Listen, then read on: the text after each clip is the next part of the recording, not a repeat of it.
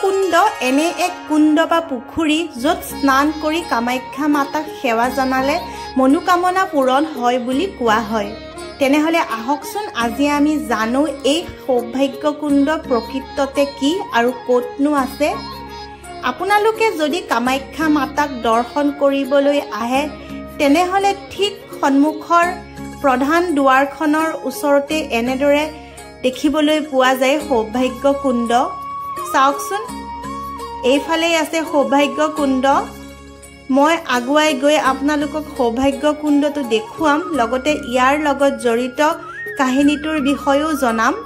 বলক আমি আগবাঢ়ি গৈ থাকোঁ সৌভাগ্য কুণ্ডৰ অভিমুখে।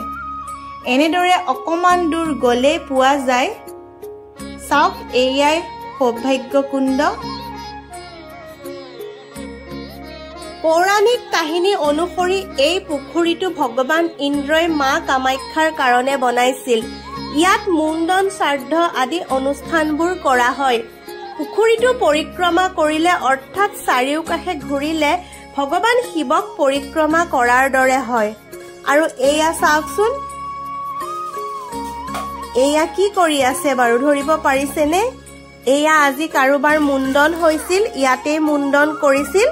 মুণ্ডন কৰাৰ পাছত এনেদৰে গা পা ধুৱে। এনেদৰে অনুষ্ঠানবোৰ ইয়াত প্ৰতিদিনে হৈ থাকে। ইয়াত যে কেৱল স্নান কৰা বা মুণ্ডন কৰাহে হয় তেনেকুৱা ধৰণৰ কোনো কথা নাই। এয়া চাওকচোন ভগৱানৰ মূৰ্তি। ইয়াত সেৱা কৰিলেও বহুত পুণ্য বুলি মনা হয়। চাওক ইয়াত কিমান ভিৰ দেখিছেনে, প্ৰত্যেকেই ইয়াতো সেৱা কৰে। আচলতে সৌভাগ্য কুণ্ডত গা ধুই যদি মাতাক সেৱা জনোৱা হয় তেনেহ'লে মনোকামনা পূৰণ হয় বুলি কোৱা হয়। সেয়েহে ইয়াত ৰাতিপুৱাৰ সময়ত বহুত ভিৰ দেখিবলৈ পোৱা যায়, কিয়নো ৰাতিপুৱা সময়ত সকলোৱে ইয়াত স্নান কৰে আৰু তাৰ পাছত মাতাক সেৱা জনায়।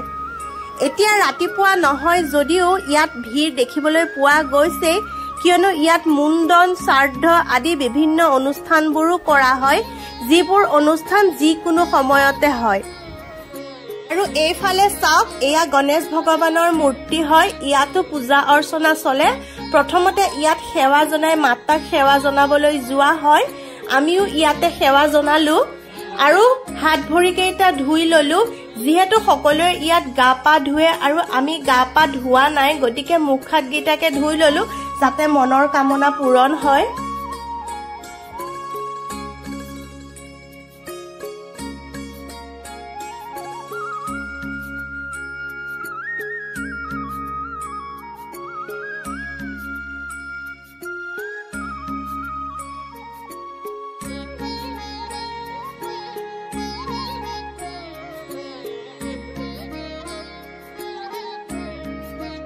এই পুখুৰীটোত গা ধুলে সৌভাগ্য উদয় হয় বুলিও কোৱা হয়। তাৰ উপৰিও ইয়াৰ কাষত যে চিৰিবোৰ দেখিছে তাত পাঠ পৰিক্ৰমা আদিও চলে, কিন্তু এতিয়া দুপৰীয়া সময় আৰু বহুত গৰম, সেইকাৰণে ইয়াত পাঠ হৈ থকা নাই।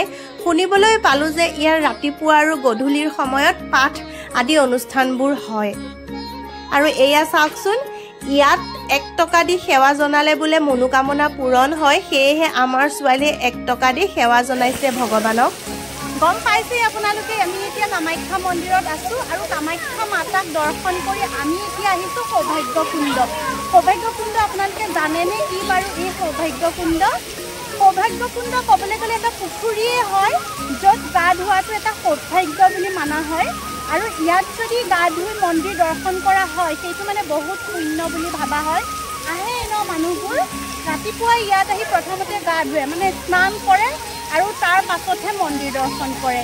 কিন্তু আমি যিহেতু অলপ দেৰিকৈ ঘৰৰ পৰা আহিছোঁ, গতিকে আমি আৰু এনেও আমি গা পা ধুম বুলি ভাবি অহা নাই বাৰু, আপোনালোকক দেখুৱাইছোঁহে ইয়াত কোনে কেনেদৰে গা ধুৱে। চাওক, এয়া সৌভাগ্য কুণ্ড।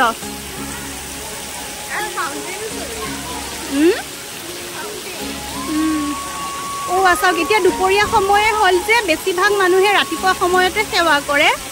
চৰি, মই ভুলকৈ কৈছোঁ, ৰাতিপুৱাই গা ধুৱে, গা ধুই পেলাই সেৱা কৰে। কিন্তু এতিয়া দুপৰীয়া হ'লতো, এতিয়াও মানুহ আছে। আমি যেতিয়া প্ৰথম আহোঁ তেতিয়া আছিলেই, এতিয়া অকণমান কমিছে। এয়া চাওক, এই ল'ৰাটোৱে গা ধুলে আৰু ইমান ধুনীয়া লাগিছে নহয় আৰু পানীবোৰ যে এনেকৈ আহি আছে একদম শ্বাৱাৰৰ নিচিনা বিৰাট ধুনীয়া লাগিছে শান্ত পৰিৱেশ বেছি দূৰত নহয় মন্দিৰৰ একেবাৰে লগতে আছে মন্দিৰটো সিটো চাইডে আছে মানে আমি যদি মেইন গেটেদি সোমাই আহোঁ সন্মুখতে মন্দিৰটো আছে মন্দিৰৰ ৰাইট চাইডত আছে অকণমান ওপৰলৈ উঠি পেলাই আকৌ নামি যাব লাগে